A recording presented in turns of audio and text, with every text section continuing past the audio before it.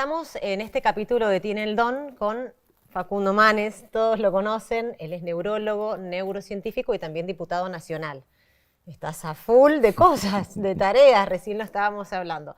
Pero quiero empezar con una pregunta que hace honor al nombre de este ciclo, de esta serie, que es el don, el talento. ¿Existe el talento? ¿Dónde se aloja? ¿De dónde viene?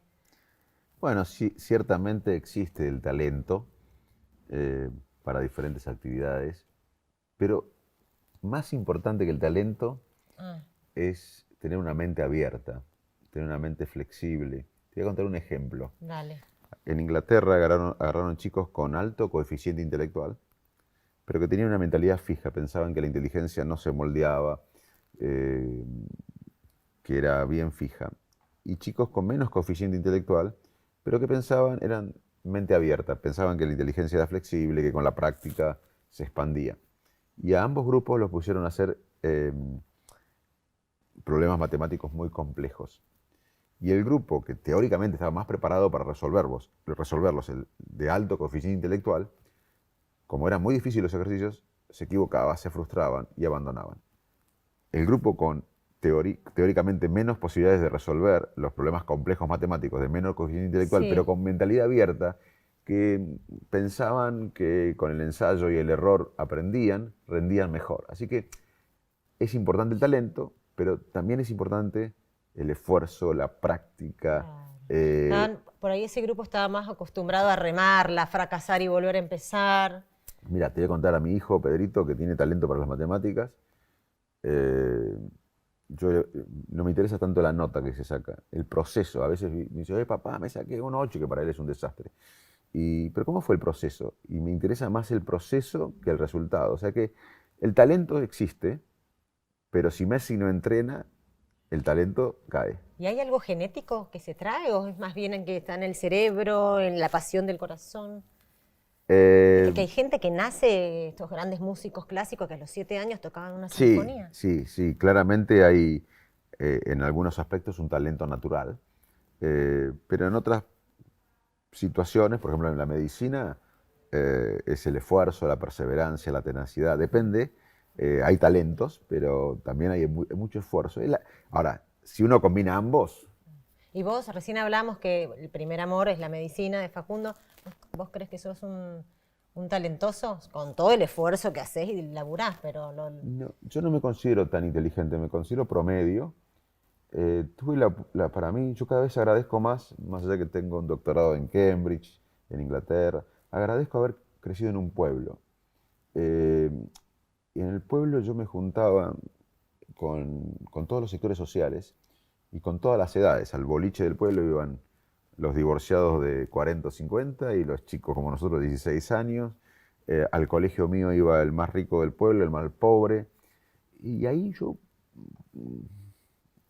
adquirí, porque era observador, eh, cierta empatía con la gente, que hoy me sirve mucho, y le puse esfuerzo, tenacidad. No me considero inteligente.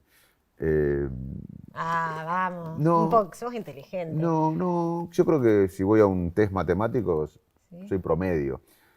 Pero me siento muy bien en la empatía, en entender al otro, en la mirada de quién es, de Y dónde bueno, quizás viene. eso es la inteligencia, entonces, Pero poder, eso me lo dio mi ciudad, mi pueblo. Eh, el entorno, más que el mira, coeficiente es saber por dónde uno va. sí, sí, de hecho, muy bien, porque la empatía predice el liderazgo más que el coeficiente intelectual. Ah, ok. Eh, pero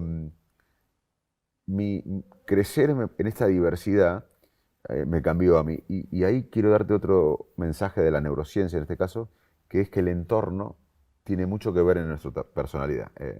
Hay un aspecto biológico, obviamente, pero si a dos gemelos los separás al nacer, de hecho hay experimentos, no que se hicieron, no los separaron, pero por circunstancias se separaron, y uno creció en África y otro en Dinamarca, Sí, claro.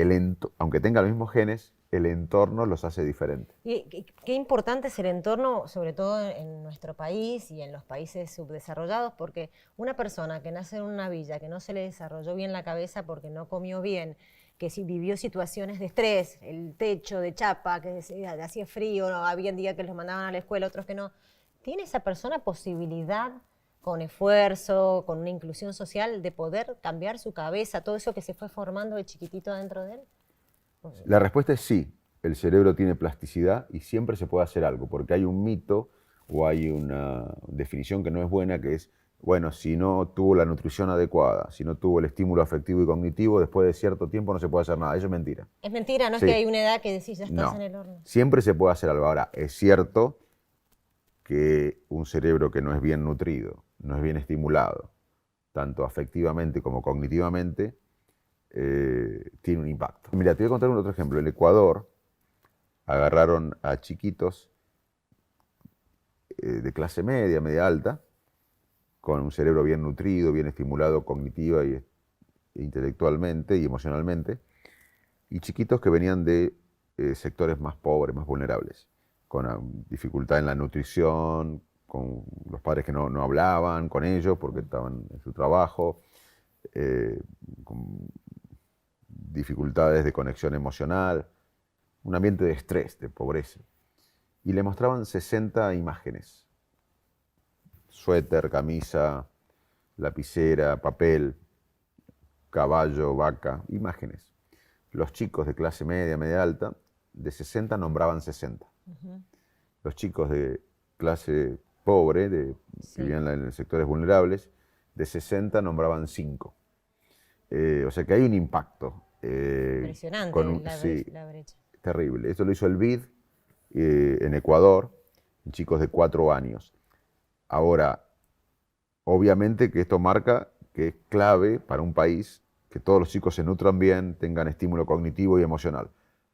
Y si no lo tienen, hay un problema, hay un déficit, hay una diferencia. Pero esto no quiere decir que nunca, después de cierto tiempo no se puede hacer nada. Siempre se puede hacer algo. Lo que pasa que, pero también es como muy idealista, porque si naciste en una villa, en esas circunstancias, ¿cómo haces para...? Maradona, bueno, otro talentoso, pudo salir, tuvo una cabeza y una inteligencia, no solo con la pelota, pero si vos seguís viviendo en esa situación, es como que estás en el horno. Bueno, el problema, uno de los problemas más grandes de nuestro país, vos que sos ahora diputado, esto debe ser sin duda, y una de moneda corriente. La primera ley que mandé en el Congreso fue de ley del desarrollo humano, porque, como bien dijiste vos, que los niños en Argentina no tengan toda la nutrición adecuada, no solo desnutrición, sino malnutrición, que no tengan el estímulo cognitivo y afectivo, es una hipoteca social. Claramente es una hipoteca social. Uno puede mirar países, uno puede mirar a Corea del Sur, que hace décadas era un lugar con la mayoría de la población pobre y analfabeta. Sí. Uno puede mirar muchos países, pero acá lo hicimos. En Argentina, en un momento, éramos un país con 80% de analfabetismo, con pobreza, y unos patriotas generaron la educación pública, la ley 1420, que fue un proyecto de nación en realidad, y décadas más tarde Argentina era uno de los países más ricos del mundo.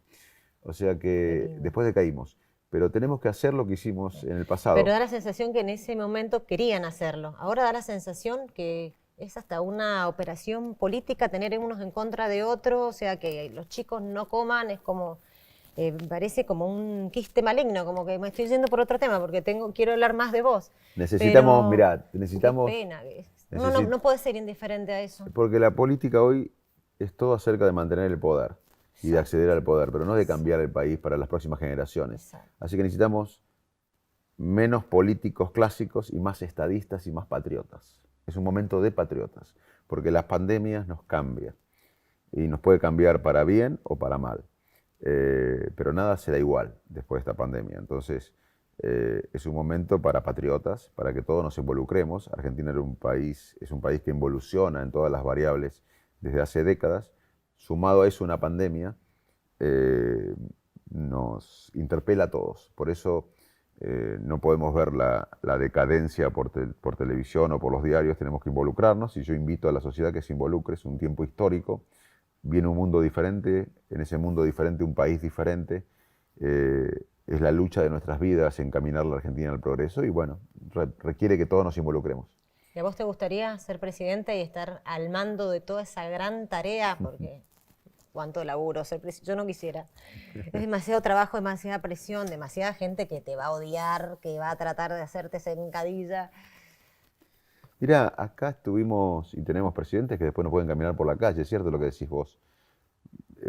Y tenemos muchos candidatos a presidente. Te diría que Argentina tiene, es una broma esta, pero tiene el índice más alto del mundo de candidato a presidente per cápita. Todo el mundo quiere ser presidente acá. Y necesitamos gente que cambie la decadencia crónica. Siempre cuento una anécdota. Cuando Roca asume la presidencia, se odiaba con Sarmiento, que era expresidente, y se odiaba con Carlos Pellegrini, que era otro expresidente. Todos los tres se odiaban mutuamente. Como ahora, que todos se odian. Parecido ahora. Y Roca, pero esto no es similar a lo de ahora, Roca le dice a Sarmiento, te necesito como director de escuelas, un expresidente, y acepta. Y a Pellegrini le dice, te necesito como rector de la universidad, y acepta. O sea, necesitamos ese tipo de liderazgo que se integren, que piensen en el país pero y en la que tengan educación, empatía entre ellos. Estamos más pidiendo que porque los unía un proyecto de la modernidad de Argentina. Hoy son proyectos individualistas. Así que claramente voy a dedicar el resto de mi vida a mi patria. Esta es mi patria, de acá soy, de acá pertenezco. Y voy a trabajar para que haya, desde abajo para arriba, desde la sociedad para arriba, un nuevo ciclo, un nuevo cambio de mentalidad colectiva. El lugar que me toque no me interesa. O sea que si alguien te dice, te quiero como ministro de Salud, Facundo, por favor, vos podrías aceptar. Yo más que eso, lo que me imagino es este año, yo hace 20 años que recorro, desde 2001 que recorro la Argentina, cuando yo regresé al país, además de crear institutos, de crear laboratorios, de desarrollar áreas desde la ciencia argentina, me dediqué a recorrer la Argentina, explicando el cerebro, porque mi área no estaba muy desarrollada en Argentina, Con las tus neurociencias libros. cognitivas, y también hablaba un poco de, se llenaban, digo, ¿por qué se llena tanto los estadios? Alguien hablando del cerebro, y en realidad también era la historia de un argentino medio que a través de la educación pudo progresar, ese país desapareció, tenemos que recuperarlo, y yo creo que ahora mi desafío, el que lo estoy haciendo, estamos recorriendo la Argentina, es contarle a la sociedad que no estamos condenados a la decadencia, que si Argentina hace las cosas bien tiene un gran futuro. Pero eso requiere que la sociedad presione. Si la sociedad no presiona, no va a haber ningún político, ningún presidente. Pero ¿cómo presionamos? No nos dan bola a los ciudadanos. Si a veces vas a una institución pública, al banco, y querés quejarte y decís, no, hagan las cosas. Y la burocracia, te cierran las puertas, te miran y dicen, está loca, se cree que va a cambiar el mundo. ¿Cómo hacemos? Bueno, tendría que haber, no sé, una entidad jurídica donde vamos y ¿qué nos aconseja? Como lo hicimos con la democracia. En el 83, los argentinos encaramos la reconstrucción democrática. Y no fue el radicalismo. Todos nos sentimos partes de la reconstrucción democrática, peronistas, conservadores, socialistas. Ahora estamos frente a un nuevo desafío, que es sentirnos partes de la modernidad, de que la Argentina entre al siglo XXI, que Argentina haga una revolución científica, educativa, tecnológica vinculada a la producción, que vuelva a ser una potencia. Si la sociedad se convence de eso y apoya esto, obviamente que tiene que estar influenciado por liderazgos. Pero si la sociedad, que te inspiren, como claro, vos decís. Bueno, ese es el desafío de un líder, y pasar la desesperación, la frustración en esperanza. Si la sociedad, como en el 83, se convence ahora de la modernidad, es imparable. Porque hay mucha gente que no quiere que cambie nada acá. Pero cuando la sociedad va para adelante, el status quo no puede frenarlo. Y por eso la gente le pone el foco tanto en personas que vienen fuera de la política, que está tan sucia y bastardeada, por eso te miran a vos. Vas a hacer una entrevista a Facundo Manes, tengo 1000 mensajes que tienen que ver con la neurociencia y con el país. Todos queremos tener un país donde esté mejor. O el fenómeno también de Milei, que viene por afuera de la política y la gente lo escucha, a lo mejor en otro momento si no, no es político, no sabe. Necesitamos esas personas patriotas que nos inspiren y que se pongan la camiseta y nos representen para que tengamos voz a partir de ustedes. Mira, el año pasado mi hijo tiene 14 años y me trajo un gráfico que decía, un gráfico que excede a la Argentina, era internacional. Y me dice, mira papá, la profesión más prestigiosa, médico. La segunda más prestigiosa, científico. Y la última, político. Vas a Papá, descender, papá. cosas loco. Estás en las dos más arriba y te vas a pasar para abajo. Y digo, mirá, Pedrito se llama. Digo, Pedrito, ¿qué importa mi prestigio? ¿Qué importa mi confort? En un país donde 7 de cada 10 chicos en el conurbano no pueden comer, no pueden nutrirse. Me parece que la Argentina me dio todo a mí, me dio la educación. Todo lo que soy se lo doy a mi país. Me dio la educación pública. A mí no me formó el mercado, me formó la educación pública argentina. Al argentino que pagaron los impuestos, aún sin haber ido nunca a la universidad. Eso me formó a mí. Entonces, digo, mira, Pedrito, todo lo que tenemos un privilegio, que es no pensar en qué vamos a comer esta noche, tenemos una responsabilidad histórica de involucrarnos. Si nosotros nos vamos, ¿quién queda acá? La gente en la pobreza. Entonces, no lo entendió, pero esa fue mi explicación a él y a todos, que no importa, en un momento decidí que no importaba mi prestigio, mi confort, mi reputación nacional e internacional, que la Argentina, un país que involuciona de hace décadas, más una pandemia, necesita que todos nos involucremos. Y bueno, di el O paso. sea que no estás loco por descender de los primeros puestos prestigiosos al último de presidente, sino que más bien idealista, y lo más lindo sería que se convierta en algo realista. Quiero saber de tu cerebro, porque mucho hablas del cerebro, de las personas que te escuchan, que es genial, todos queremos saber cómo funcionamos nuestras neuronas. Hace años atrás nadie hablaba de eso directamente. ¿Qué hay dentro de tu cerebro? ¿Qué es lo que a vos te pone más contento y qué es lo que te da más miedo? Primero te voy a decir algo que dijiste vos que está muy bueno, sobre los idealistas y los realistas. ¿Sabes que los grandes realistas son los grandes idealistas? O los grandes idealistas son los grandes realistas. Pero los grandes realistas son los grandes idealistas que con un plus llegan a concretar. Bueno, pero yo soñé el grupo INECO cuando vine, que no Sí. existía, y fue un ideal, decir, hacer un instituto grande de impacto internacional. Fui un idealista y después se hizo. Y después lo Pero los hiciste con grandes sí- trabajo, tiempo, gente que sí, te apoyó.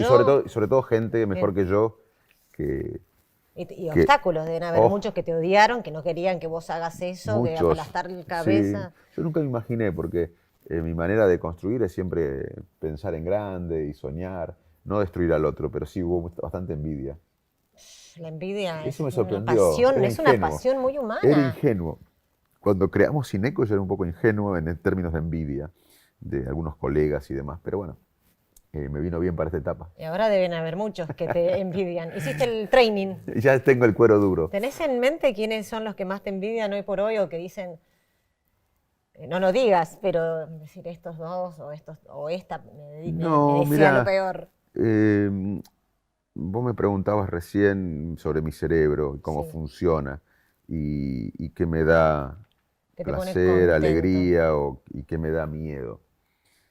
Eh, Me da miedo a tener miedo. O sea, creo que la felicidad es la ausencia de miedo.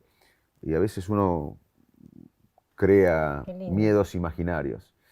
Y me da mucha alegría la gente. Lo que más me gusta a mí es la gente.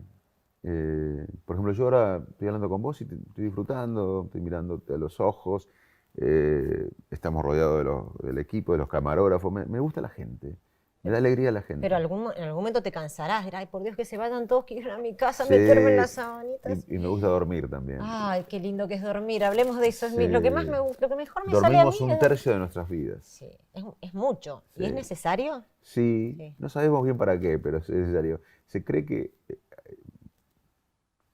Es muy creativo el sueño. Sí, es cierto. Paul McCartney escribió Yesterday mientras la soñó.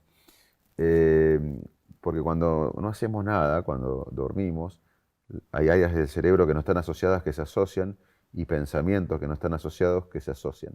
Pero el sueño se sabe que sirve para reforzar el sistema inmune, el sistema hormonal y para consolidar la memoria, pero debe tener más funciones porque dormimos mucho, un tercio de nuestra vida. En sentido literal es reparador. Hay un momento de vigilia que es cuando si me despierto con el despertador para llevar a los chicos a la escuela y todo, ya está, amanecí medio el café, que es la leche, ya soy medio monstruo. Pero si me despierto sola, antes hay como un momento de vigilia, de paz, que siento que resuelvo todos los problemas que tengo, los del laburo, los de me peleé con tal.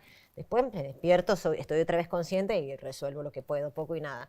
¿Hay una cosa así lúcida, lúdica del sueño? ¿Tendrá que ver con eso? Soñamos muchas veces a la noche, pero solamente recordamos el sueño que tuvimos inmediatamente antes de despertarnos.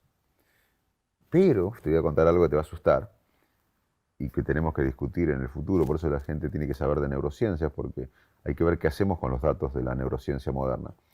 O sea, nosotros cuando recordamos un sueño a la mañana, levantamos y digo, uy, me estaba cayendo del cielo, a mí me pasa que estoy cayendo y después me despierto.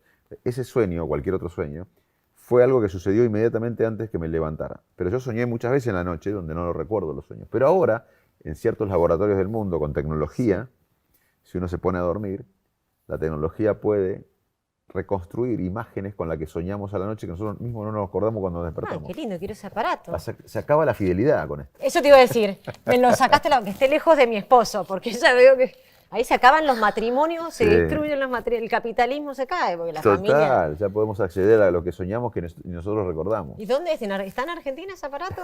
Todavía no llegó. ¿Y vos qué cosas lindas soñás y qué pesadillas tenés? ¿Te acordás de tu último sueño? Yo sueño despierto muchas veces que Argentina se encare la modernidad, el desarrollo. No me quiero morir antes de ver a mi país Pero es una encaminado. utopía más que un sueño, No, lamentablemente. se puede.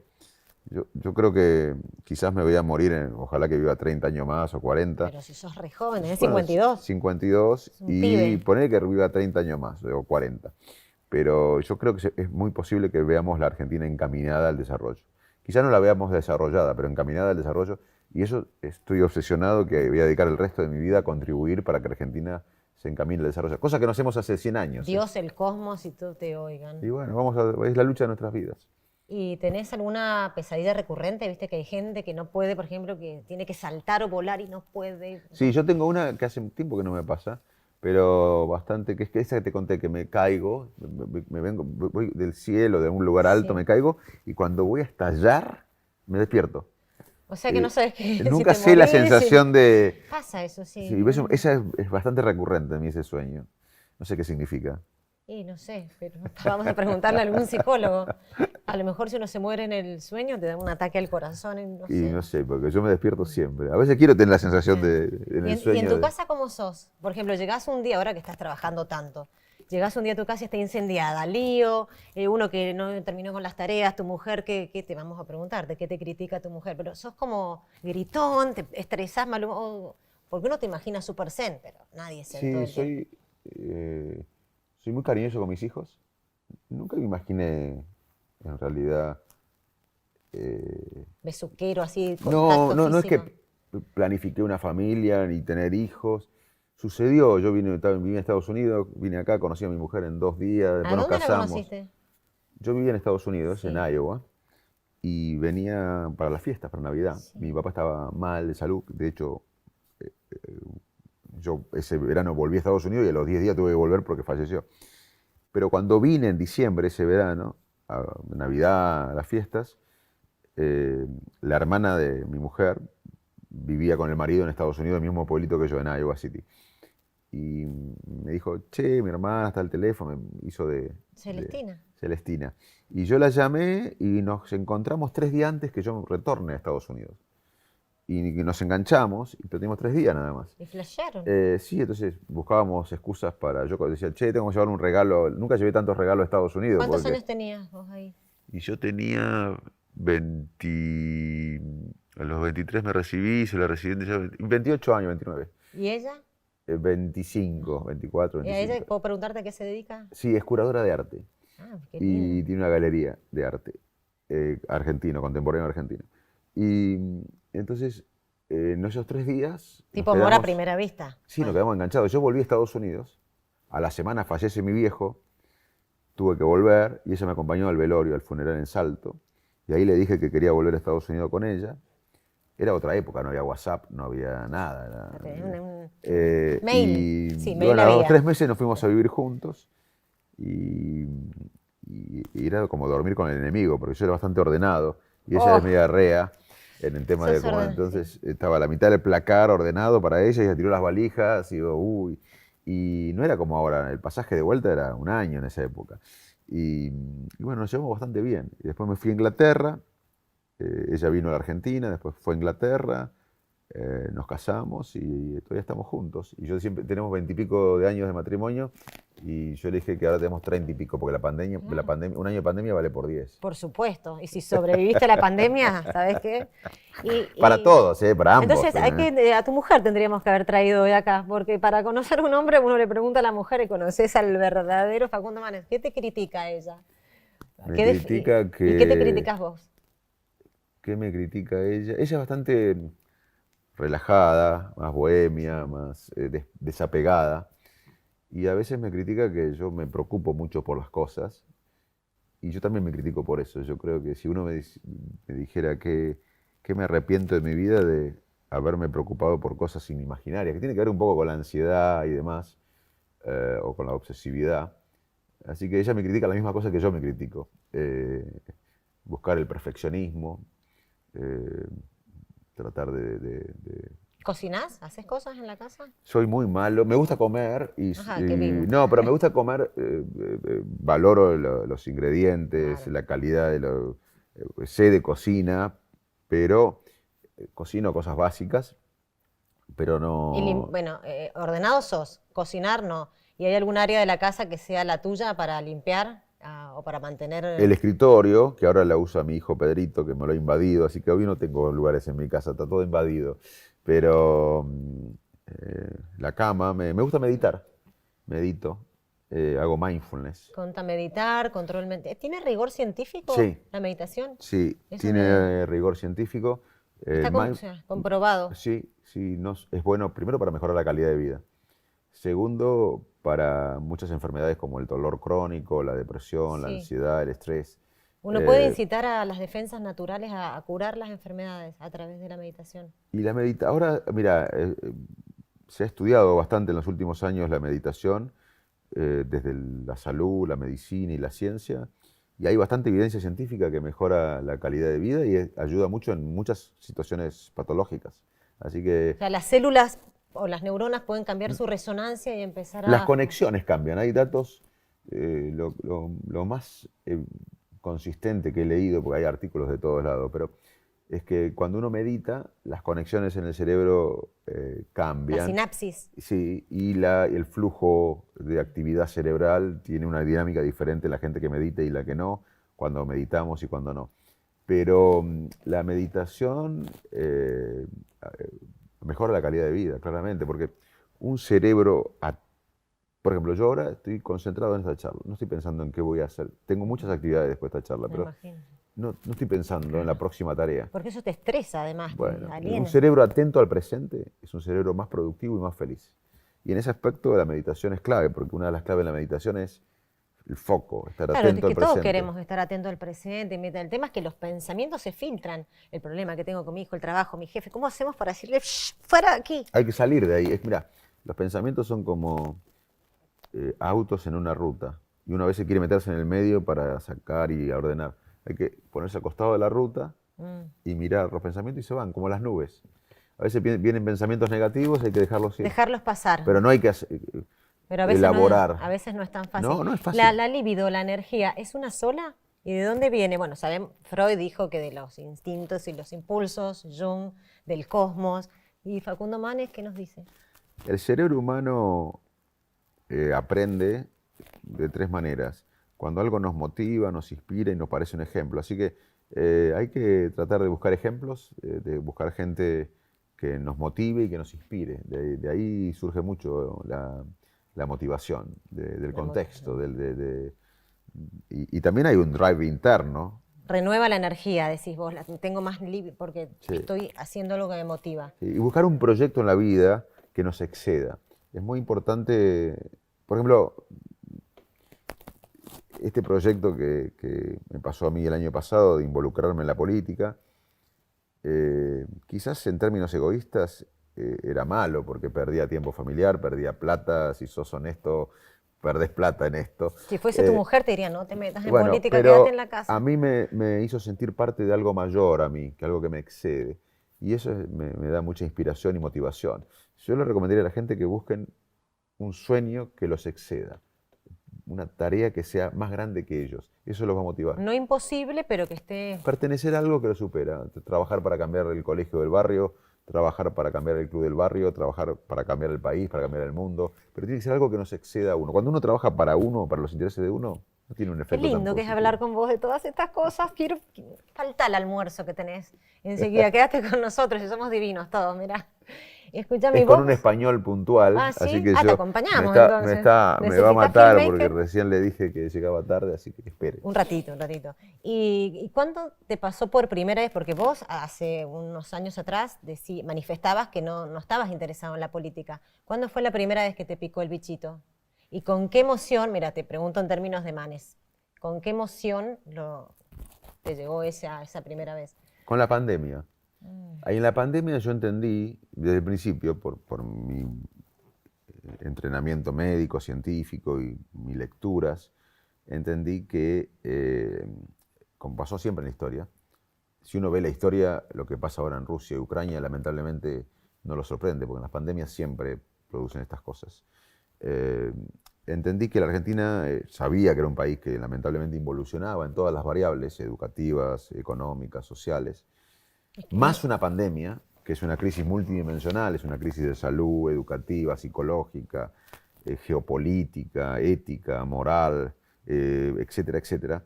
Yo digo, bueno, un país como el nuestro, que viene involucionando, más una pandemia, requiere que todos nos involucremos. Ahí dije, este es el momento de que yo deje mis beneficios personales o mi vida centrada en lo que me gusta y hago, y me dedique a mi país. Más activamente, no desde la ciencia y la tecnología o la medicina, sino desde la política. Y meterse al barro, Y, digamos. creo que la sensación que tuve es coraje y miedo, y el coraje no es la ausencia del miedo.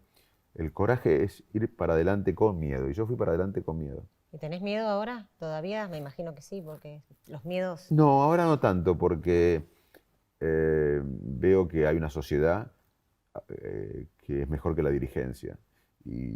¿Somos mejores que la dirigencia? Sí, sí, la sociedad, gran parte de los argentinos somos honestos, gran parte de los argentinos queremos cosas como educación de calidad, un futuro mejor para nuestros hijos, instituciones fuertes, seguridad. Y la dirigencia, o gran parte de la dirigencia, está dedicada a mantener el poder, a obtener el poder o a tener más poder. No está dedicada a... Quiero pensar eso que decís, que los argentinos somos mejores que la dirigencia. Bueno, gran parte de los argentinos, pero no todos, pero yo veo que hay una sociedad, sobre todo la más vulnerable.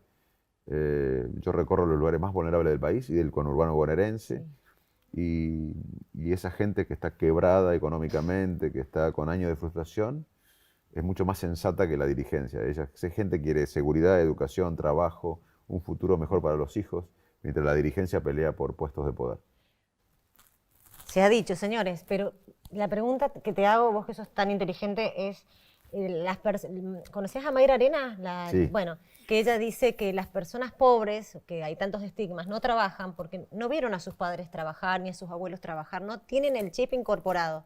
Entonces ahora, en esta Argentina de tanta gente pobre, de tanta gente sin trabajo, ¿cómo se hace para cambiar ese chip y que en lugar de recibir un plan social, que hoy por hoy está muy bien porque es una ayuda, se pueda transformar en un trabajo con un sueldo digno donde reciban aún más de lo del plan social? ¿Cuánto tiempo va a llevar que esos chicos que nacieron ahora en estas condiciones puedan cambiar esa mentalidad? Si vos fueras político, ¿cómo harías eso?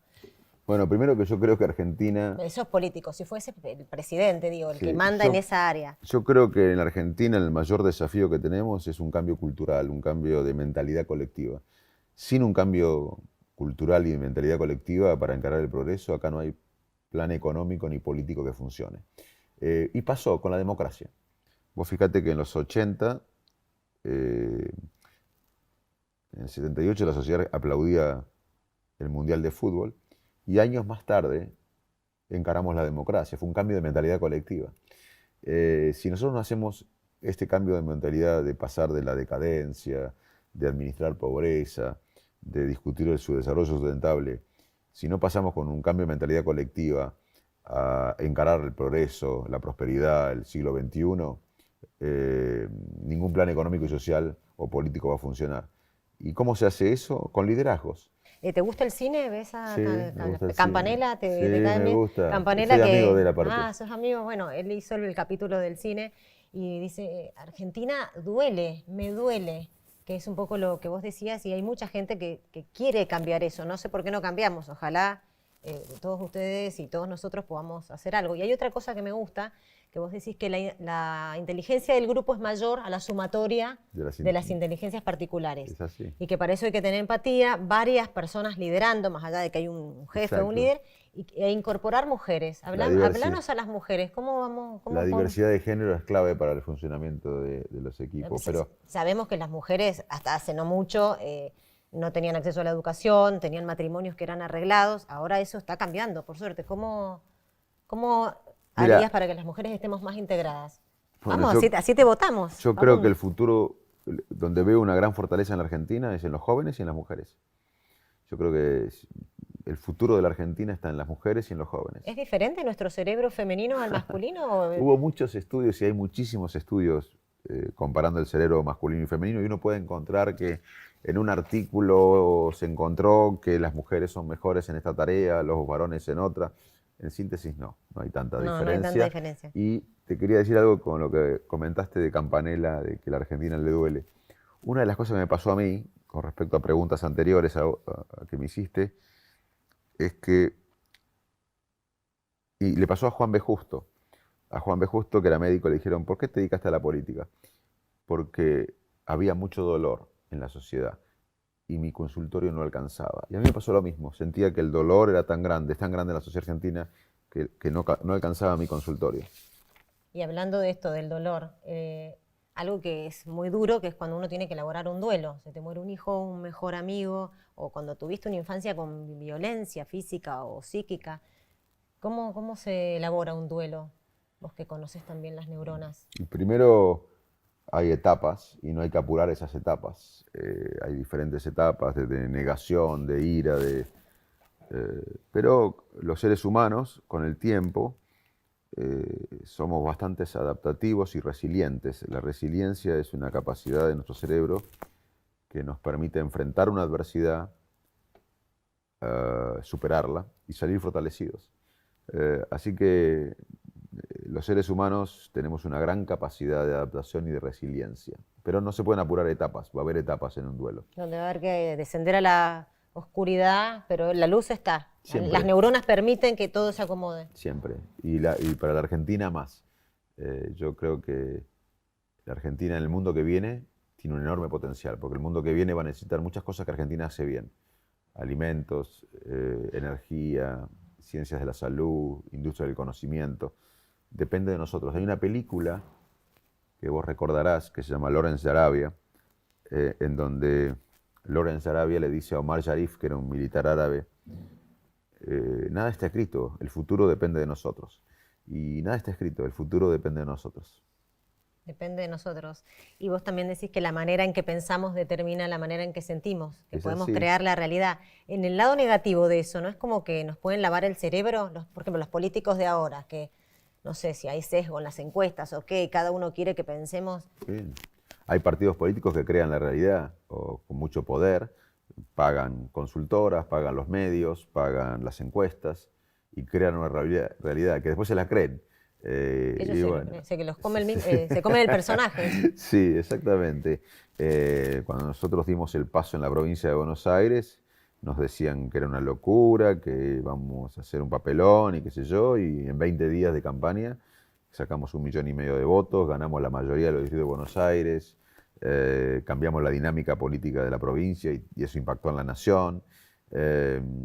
Así que crear la realidad se puede, pero a veces la realidad se impone. ¿Y vos tenés sentido del humor? Tengo sentido del humor. Con mi hermano es mi mejor amigo y tengo sentido de humor muy bueno, pero también con mis amigos. Y me río mucho y también me río de mí. Pero si te hacen una crítica con buena onda, te reís de vos. La tomo seria la crítica. La tomo en forma seria. Me tomo las críticas las tomo seriamente, pero no personalmente. Okay. No lo tomo personal. Me tomo seriamente. Che, a ver, por ahí tiene razón. ¿Y qué humorista te gusta? ¿Capusotto? ¿Te gusta Capusotto? Sí, me gusta Capusotto. ¿Sos amigo de Capusotto también? No soy amigo de Capusotto. Ah, te lo voy a presentar, pero yo soy amiga. Me encanta Capusotto. Muchos humoristas me gustan. También me gustan los clásicos, pero muchos humoristas en Argentina me gustan. La verdad que me gusta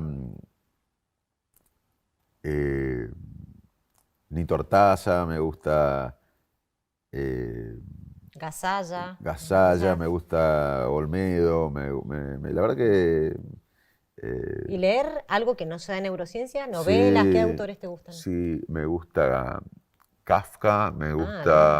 sí, me gusta Pablo Neruda, poesía. Es más, un libro que no es de poesía, que es mi favorito, uno de mis favoritos, es Confieso que he vivido, que es la historia de Pablo Neruda. Eh, me gusta Dostoyevsky. Ay, vamos, eh, Dostoyevski, no, ahora que está todo este lío con Rusia. Me gusta Borges, pero es difícil leerlo. Mi hermano es más experto en Borges que yo. Tengo mi hermano y un amigo mío son expertos en Borges. Bueno, me gusta la literatura, por supuesto, Cortázar. ¿Y el teatro?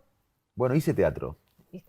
Yo escuché que vos te ponías la nariz de payaso cuando eras chiquito y trabajabas en el circo y ibas con la silla. Y Es más, bueno, pensé en traer una nariz de payaso en un momento para que le hables a los niños, y pero bueno, por me eso va a decir tengo que el estoy sobrenombre, loca. ahí tengo el sobrenombre de Goropo, porque en Claro. mi pueblo iban los circos y necesitaban chicos que den una mano con la silla, qué sé yo, y había dos payasos que eran Goropo y Chinchulín, nosotros lo imitábamos y me quedó ese sobrenombre de Goropo y a mi hermano Chinchulín. ¿Y haces Pero payasadas ahora en casa con no los amigos? tan. Sí, con mi hijo soy bastante, tengo un humor así medio payasesco.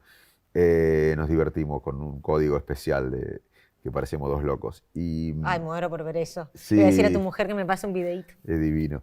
Y Pedrito, eh, en mi pueblo había un teatro que se llama Teatro del Salto. Y a mí básicamente me gustaba una chica que iba al teatro. Entonces me pidió incorporarme.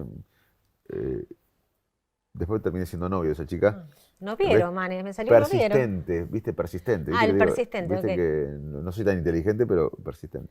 Pero ese teatro del Salto hacía todos los clásicos infantiles. Tom Sawyer, Papaditos Piernas Largas, Annie la Tejados Verdes. Y ganamos el Estrella de Mar en el 82 en Mar del Plata. Ah, Yo tenía bien. 14 años. Así Hasta que los no solo que 14. me gusta el teatro, sino que hice teatro. ¿Y hace poco has ido a ver algo? Sí, fui a ver una obra que interpreta Gerardo Romano sobre un personaje judío que Sí. lo hace muy bien. Y después fui a ver eh, una de Saludablemente, Esa no sé.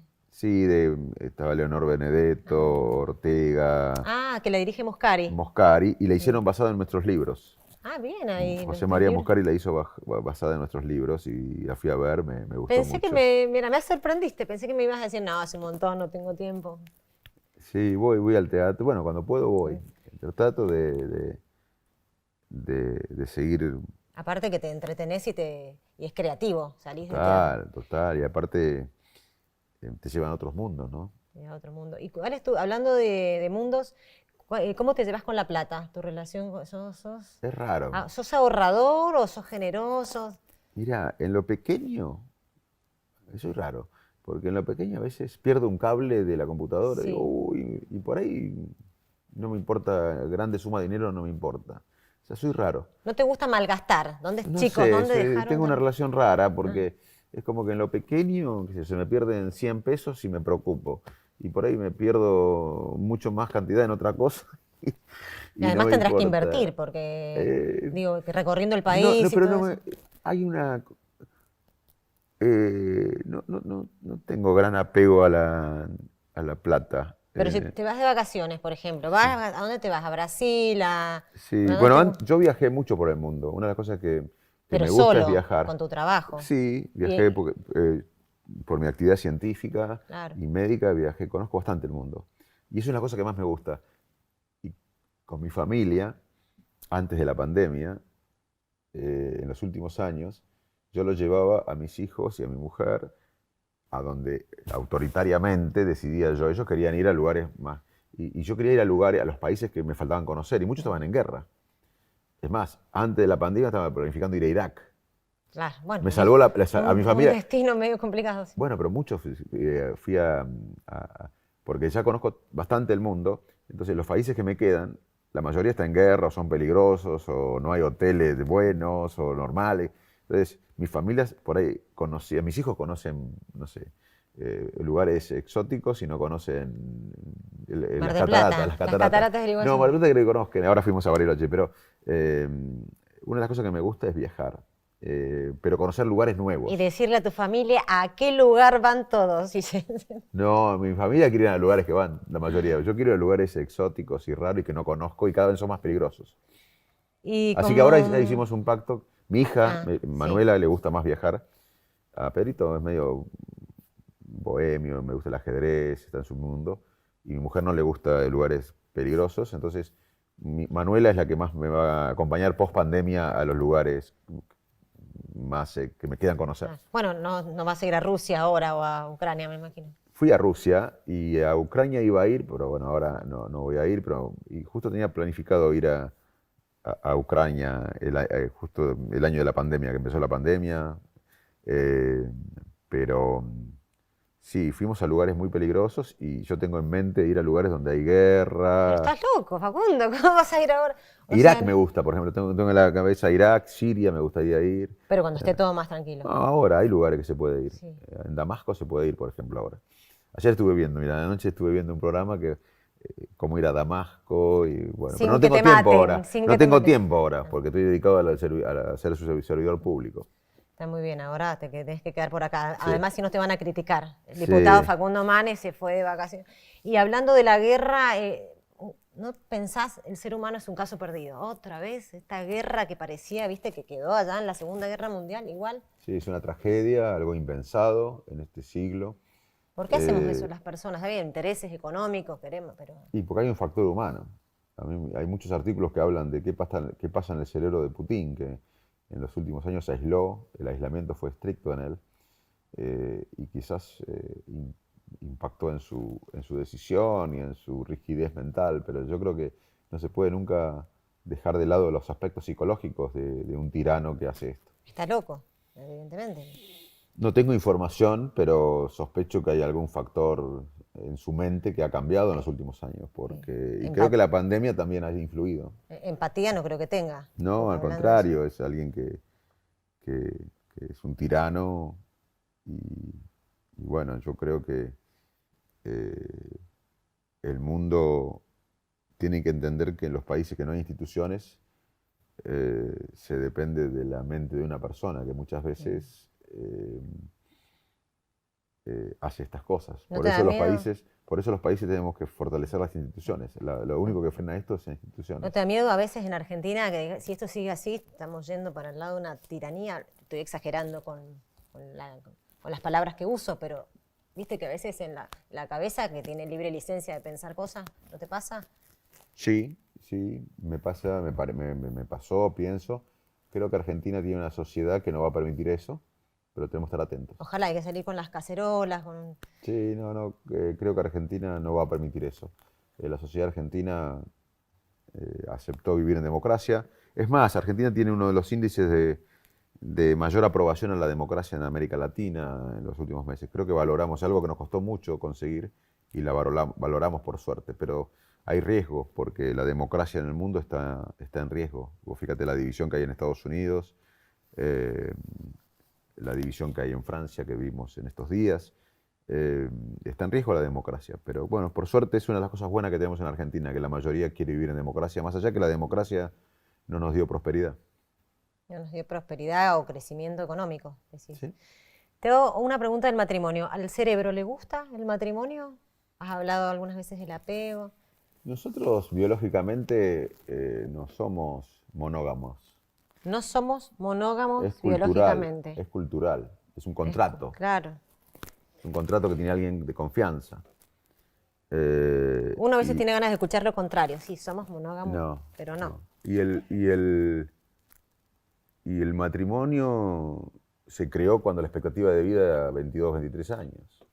Y básicamente biológicamente tiene la finalidad de criar a los hijos, porque Mira. en el reino animal, los seres humanos somos parte del reino animal, los que más necesitamos tiempo para desarrollarnos somos los humanos, necesitamos muchos años, pasada la adolescencia. Otros animales enseguida salen, vos ves jirafas o cebras que en la selva salen y ya caminan y ya se independizan. Y el matrimonio, en cierta manera, tiene como finalidad cuidar a los chicos. Después el fenómeno cultural es de confianza, vivir más y demás. Así que bueno, todo el día tenemos que construir el matrimonio porque es medio antinatural. Claro. Y si sos infiel, tranquilo porque es algo natural. Y sí, es difícil, es difícil. Y si vos pensás en alguien, Monopolizar el deseo del otro 15, 30 años. imposible. Y es imposible controlar. Ahí está el mayor problema de todos, que queremos controlar. No se puede controlar a nadie. Nada se puede controlar. Hay que soltar. Exacto. ¿Y los amores sanos existen? Porque uno sufre mucho por amor y siempre que te guste, que el otro, y que por qué, y pensás en eso, no puedes trabajar, no puedes dormir. Y el amor es casi una adicción. Cuando uno está locamente enamorado, cumple criterios de adicción. ¿Así funciona en la cabeza? Sí, Contame. sí. Uno cuando está completamente enamorado toma riesgos, como cuando el adicto toma riesgos para conseguir la droga. Cuando uno está locamente enamorado, está obsesivamente pensando en la persona, como el adicto piensa obsesivamente en la droga. Cuando uno está locamente enamorado, baja el juicio, como el adicto baja el juicio. Cuando uno está locamente enamorado, se libera dopamina, que es el neurotransmisor que se libera con la cocaína, por ejemplo. Y el problema también es que cuando uno no es correspondido, este sistema sigue activo, por eso uno sufre tanto. Okay. Así que no hay amor sano. El amor tiene que ver con la locura y con la adicción Pero es sano eso. Eso, o sea, lo que no es sano es sano. Lo que no, la pareja normal es la que no es normal. Bueno, después con el tiempo, biológicamente, lo que te puedo hablar, hay 3 tipos de abordajes a lo que llamaríamos amor. Uno es esto que te conté, el amor romántico. Sí. Otro es el sexo. Puede haber sexo casual, pero el sexo casual abre la ventana para enamorarte. Sí. El sexo Sí, casual. sí, sí. Y tercero es el apego, que es lo que pasa después con el matrimonio. Hay un apego, que también es algo maravilloso, pero ya no está el fuego del inicio. Pero hay un apego, y ese apego es fantástico también. Y sí, más cuando uno lo necesita. La soledad es una de las peores cosas que le puede pasar a las personas. Sí, Decía la Pepe Mujica. soledad crónica. Crónica. Sentirse solo crónicamente es un factor de mortalidad más importante que la polución ambiental y tan importante como el tabaco o el alcoholismo. Y no pasa por vivir con alguien o vivir solo. Uno puede vivir solo y estar conectado a una red social, o vivir con alguien y sentirse solo. Yo cuando fui a Estados Unidos me tocó vivir con un rumano y un japonés. Estaba con gente, pero me sentía solo. Y la soledad es una de las epidemias del mundo moderno. De hecho, antes de la pandemia, Inglaterra creó un Ministerio de la Soledad y ahora Japón, porque... ¿Qué significa? La gente que está sola va y busca. Y el una Estado ayuda a compañía. que se conecten, Okay. porque eso impacta... El Estado no lo hace porque... Como un galán que conectaba a la gente, ¿no? Claro, Roberto mira, Galán. es un adelantado Roberto Galán. Porque el Estado no lo hace porque es fanático de las neurociencias, lo hace porque una persona con soledad crónica tiene más problemas cardiovasculares, más problemas médicos en general, eso genera más gasto público en lugares donde la salud es pública como en Inglaterra. Así que hay ministerios de la soledad ahora, porque la soledad crónica nos mata y nos impacta en otras enfermedades. ¿Qué político argentino o, bueno, latinoamericano que esté vivo te inspira? Político latinoamericano, bueno, Mujica, el presidente de Uruguay, su honestidad me inspira, su simpleza. No coincido en algunas cosas, coincido en otras, pero me inspira su honestidad y su simpleza y que no lo confundió el poder. ¿Te consideras un tipo que está conectado con la realidad? Sí. ¿Cuánto sale, por ejemplo, el precio del colectivo? Sí, yo tengo SUBE, así que, Sí, eso pero... pasa. ¿Andás en colectivo? Sí, Mirá, pero me conecto con el dolor, estoy muy conectado con el dolor. Por ahí se me olvida, se aumentó el paquete de fideo, pero el dolor de la sociedad, registro mucho el dolor de la gente y por eso también mi rol es abrazar el dolor. Si vos decís, ¿qué quiero hacer yo? Es abrazar a la mayoría de los argentinos y decirles que tenemos un futuro muy próspero si nos unimos y tenemos un desafío común que es que Argentina entre en el siglo XXI. Si te propones desde tus pensamientos ser presidente, entonces es posible que lo puedas lograr, porque vos decís que se crea la realidad de esa manera. A lo mejor no dentro de un año y medio, pero dentro del próximo. Mira, más importante que ser presidente es construir un espacio político que trate de convocar a una nueva mayoría, porque ya no se puede gobernar más con una mitad ignorando la otra. Y en ese proyecto colectivo que, como reconstruyó la democracia hace unas décadas, ahora reconstruye el país hacia el progreso, los desafíos del siglo XXI, mi rol puede ser en cualquier lugar. En cualquier lugar que me ponga el proyecto y la gente. Que te pones a trabajar, está muy bien. Es un placer que nos hayas dado este espacio. Te busqué durante muchos años, no, un año que he estado con uno de los chicos que trabaja en prensa con vos. Después lo conocí en Mendoza. Sos súper amoroso, se nota que te gusta abrazar y estás en contacto con la gente. Yo te deseo con todo mi cerebro y con todo mi corazón, que si sos algún día presidente o desde algún lugar que tengas un cargo público, lo hagas por la gente. Confío en que va a ser así porque transmitís eso. Ojalá lo puedas bajar a la realidad, porque los buenos deseos es una cosa, pero después poder en la realidad es otra, y creo que todos te lo deseamos de todo corazón. Muchas gracias, la pasé bárbaro. Bueno, y te quiero decir algo. Sí, brindemos. No lo voy a lograr yo solo. Sí. Esto tiene que ser de abajo para arriba. Si hay una sociedad, repito, que se animó a reconstruir la democracia, y ahora hay una sociedad que se anima a que Argentina entre en la modernidad, va a ser la sociedad. Nosotros vamos a representar esa ola. ¿Te puedo dar un desafío? Sí. Te interrumpo. Porque es muy lindo lo que decís, pero yo como ciudadana me dan ganas, pero lo veo abstracto. Digo, ¿cómo hago haciendo que podrías en algún momento...? Apoyando liderazgos, pero los líderes que llegan por estrategias electorales sin una sociedad convencida de lo que hay que hacer, se frustran y terminan mal. Si la sociedad entiende y apoya a líderes que le explican lo que hay que hacer en Argentina, Argentina entra en la modernidad. Bueno, ojalá que entremos en la modernidad. Chin chin, con Facundo Manes, con este rico vino.